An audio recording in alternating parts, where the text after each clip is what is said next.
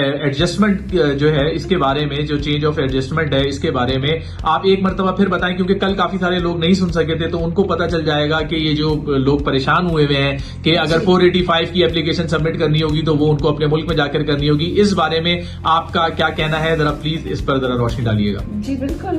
First of all what is the policy, ये समझना जरूरी है। So let's talk about what is the policy. ये लास्ट फ्राइडे को इश्यू किए थे और you know there has been a lot of panic, बहुत लोग पैनिक हो रहे हैं। उन्होंने यही कहा कि अब से आप लोग अगर यहाँ पे टूरिस्ट वीजा पे आए हैं या H1 पे भी आए, L1 पे भी आए, E2 पे भी आए, जो भी वीजा स्टेटस, अगर आप स्टेटस मेंटेन नहीं कर रहे हैं और आप एडजस्टमेंट और स्टेटस के लिए पहले तो अप्लाई करते थे, अभी भी कर रहे हैं, तो हम unless it is based on extraordinary circumstances हम शायद इसको अप्रूव नहीं करेंगे यहाँ पे। ओके।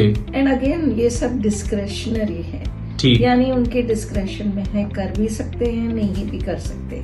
ठीक। लेकिन उन्होंने ये भी डिफाइन नहीं किया कि व्हाट इज एक्स्ट्रॉर्डिनरी सर्कमस्टेंसेस, तो कौन से केसेस एक्स्ट्रॉर्डिनरी में आते हैं और कौन से नहीं आते हैं जी। लेकिन उन्होंने ये लिखा है कि हम 5-6 जो चीजें हैं हम उसको गौर से देखेंगे, यानी कि आप कब आए, कितने सालों से यहाँ पे है, कितने आपके वायलेशंस हुए हैं, या आप जब वीजा लिए कोई आपने कोई फ्रॉड किए हैं या कोई मिसरिप्रेजेंटेशन हुआ है, आपके DS 160 पे एक लिखा है, आप एडजस्टमेंट में कुछ और ही लिख रहे हैं जी। तो इन सारे चीजों को इकट्ठे से बड़े बारीकी से देखने वाले हैं। ओके। यानी माइक्रोस्कोप से देखेंगे।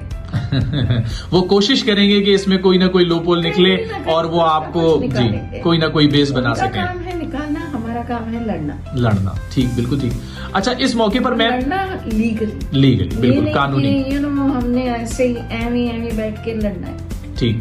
Everything has to have a legal basis. बिल्कुल। हम जब उनको कुछ भी कहेंगे एक सेक्शन पे बेस करके हमें उन्हें बताएंगे कि ये आप वायलेट कर रहे हैं। आपका खुद का जो इमिग्रेशन नेशनैलिटी एक्ट की सेक्शन है जी, you are violating that. Okay. If you are violating that then ये तो गलत है। फिर आपने वो लॉ क्यों पास की? अगर इसको चेंज करना है तो we think you need to go back to Congress. Yes of course. और मैं ये चाहूंगा कि आप ये बताएं कि आप हमारे तमाम ही सुनने वालों को इस मौके पर क्या मैसेज देना चाहती हैं। अगर किसी का टाइम आ चुका है 485 का तो वो सबमिट कराएं, नहीं कराएं, इस बारे में? बिल्कुल कराएं। ठीक है, बिल्कुल कराएं। ओके। कोई भी हम लोग किसी को नहीं कह रहे कि रोके। ठीक। Go forward with it. Interview के टाइम पे प्रिपरेशन हमारी तैयारी होनी चाहिए। और वो कौन कराएगा? एक अच्छे वकील, बिल्कुल, एक काबिल वकील जी, एक एक्सपीरियंस्ड वकील जी, जो जानते हैं। एंड आई अगेन रिपीट, ये नहीं कि मैं बार बार अपना ढिंडोरा पीट रही हूँ जी, लेकिन I've got 31 years of experience. I have seen every kind of adjustment of status cases. Yes, of course. You know, 30 साल से देख रहे हैं हम इस इमिग्रेशन लॉज को, कभी चेंज हुए, कुछ चेंज हुए, सब कुछ हमने देखा है।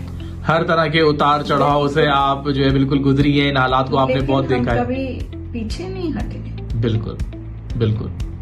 बहुत सारे प्रेसिडेंट्स आए, चेंजेस हुए, तब्दीली हुई है। हर एक प्रेसिडेंट एक अलग चीज ले आते हैं जी, ये नहीं कि नहीं आते हैं जी, लेकिन इस एडमिनिस्ट्रेशन में कुछ ज्यादा ही देने वालों को आगाही देते हैं। और हम ये कहते हैं कि आपके पास एक अच्छे इमिग्रेशन अटॉर्नी का होना बहुत जरूरी है। और आपके अगर मौजूदा जो है इमिग्रेशन अटॉर्नी है वो अगर आपको सही तरीके से रिस्पॉन्स नहीं दे रहे, अगर आपके केस को सही तरीके से परसू नहीं कर पा रहे, आप उनकी सर्विसेज से मुतमईन नहीं है, वो आपको जवाब नहीं दे रहे, आपका फोन पिक नहीं करते, आपके टेक्स्ट मैसेज का जवाब नहीं देते, तो आप किसी भी स्टेज पर अपने इमिग्रेशन अटॉर्नी को चेंज कर सकते हैं। और अगर आपको एक अच्छे इमिग्रेशन अटॉर्नी की तलाश है तो जी बिल्कुल आप राब्ता कायम कर सकते हैं मंत्रालय ऑफिस से, उमा मंत्रवादी जी से।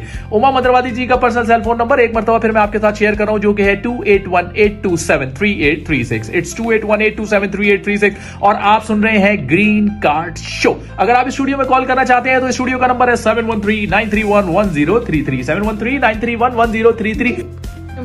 एक सिंपल सी एग्जांपल दूंगी। जी प्लीज। किसी को अगर फर्ज करें खुदा न खास्ता उनका तबीयत खराब हो गया, हार्ट की प्रॉब्लम है, वो डर के घर पे तो नहीं बैठेंगे ना, बिल्कुल डॉक्टर के पास जाएंगे, सारी जांच करवाएंगे, सारे टेस्ट करवाएंगे जी। उसके बाद जो भी डॉक्टर की एडवाइस होगी उसके मुताबिक उनको चलना पड़ता है। बिल्कुल। तो यही बात हम आज ये कह रहे हैं कि ये पॉलिसी आया है लेकिन अब डर के मारे घर पे बैठेंगे जी, तो आगे आपका काम नहीं होगा, बिल्कुल नहीं होगा। So you need to move forward। जी बिल्कुल बिल्कुल, आप सही कह रही हैं, इसीलिए हम ये कहते हैं कि आप फैसला करें। का भी है, कोई टैक्स का प्रॉब्लम आ गया, आपको एक IRS से लेटर आ गया कि हमें ऑडिट करना है जी, ठीक है, ऑडिट करेंगे, क्या देखना है, क्या उनको दिखा सकते, क्या नहीं दिखाना है, क्या करना है, क्या एक अच्छे CPA के पास या अच्छे टैक्स अटर्नी के पास जाएंगे आप। बिल्कुल, ये नहीं कि आप डर के मारे घर में बैठेंगे तो आपका काम तो वापस नहीं होगा, लौट के तो नहीं जाने वाला है ना। अच्छा, इस वक्त आपका कहना ये है मैम कि ये जो एडजस्टमेंट है और ये जो 485 वाला मामला है इसके में आप परेशान नहीं हो, इसको फाइल करें और आपके इमिग्रेशन अटॉर्नी जो है इसको डील करेंगे। और इंटरव्यू की तैयारी बाकायदा करके जाना है, ठीक, क्योंकि इंटरव्यू सख्त होंगे, बहुत सख्त होंगे, सवाल करेंगे जी, लेकिन अगर तैयारी करके जाएंगे तो वो भी सख्त नजर नहीं आएगा। और अगर आपके इमिग्रेशन अटॉर्नी आपके साथ होंगे तो अगर कानूनी कोई ऐसी बात होगी तो ऐसी बात है, फिर वो वकील उसको फेस करेंगे, उसका जवाब देंगे। पॉलिसी के बारे में भी अगर वो निकालेंगे जी, तो हम उनको जवाब दे सकते हैं वहाँ बैठ के जी, बिल्कुल, कि वो ये कानून के खिलाफ है, उन्हीं के कानून के खिलाफ है। और आप सुन रहे हैं green card show. It's Rehan Siddiqui and मंत्राल office presentation, green card show, every Wednesday and Thursday 7 to 9 PM only on your favourite radio station Houston FM 103.3 की वेव पर।